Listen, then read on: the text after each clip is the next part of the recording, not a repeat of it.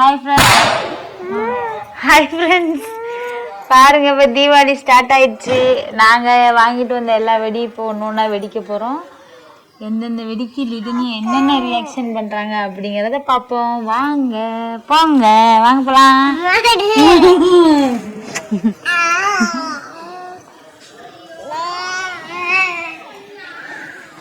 செடி வெடிக்கலாமா? ஃபஸ்ட்டு